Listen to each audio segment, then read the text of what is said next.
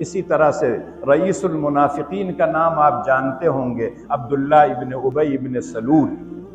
ہر موڑ پر اللہ کے رسول کی مخالفت، لیکن ان کا بیٹا جو تھا وہ پکا مومن تھا۔ اس نے آ کے درخواست کی کہ اللہ کے رسول اپنا کرتا دے دیجیے، ابا کو کفن کے طور پر پہنا دوں گا اور آپ ان کی نماز جنازہ پڑھا دیجیے۔ اللہ کے رسول نے دے دیا،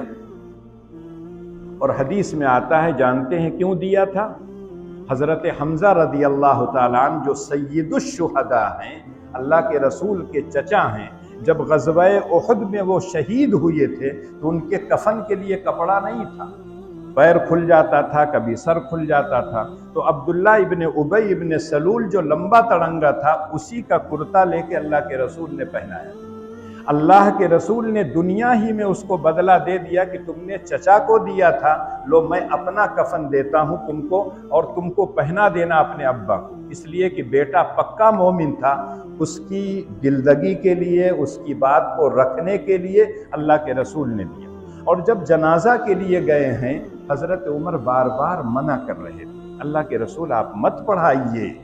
یہ سب سے بڑا دشمن ہے، اسلام کو اس نے کھوکھلا کر دیا ہے، آپ اس کی نماز جنازہ مت پڑھائیے۔ لیکن اللہ کے رسول کے پاس صراحتاً ابھی کوئی حکم نہیں آیا تھا، اور وہ شفقت اور رحمت کے پیکر تھے، اس لیے اللہ کے رسول آگے بڑھے، نماز پڑھائی۔ لیکن بعد میں آیت نازل ہوئی، وَلَا تُصَلِّ عَلَىٰ أَحَدٍ مِّنْهُمْ مَاتَ أَبَدًا وَلَا تَقُمْ عَلَىٰ قَبْرِهِ۔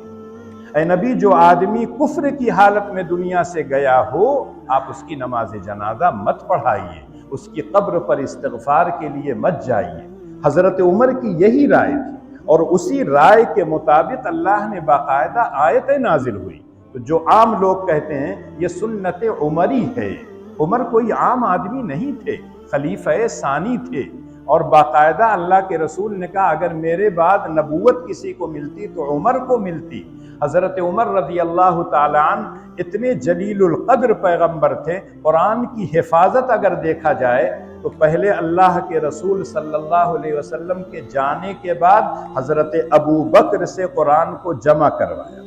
اور پھر رمضان کے مہینے میں جو مختلف تراویحاں ہوتی تھیں، حضرت عمر نے کہا ایک امام کے پیچھے تم لوگ نماز پڑھو، اور نماز تراویح قرآن کی حفاظت کا سب سے اہم ذریعہ ہے۔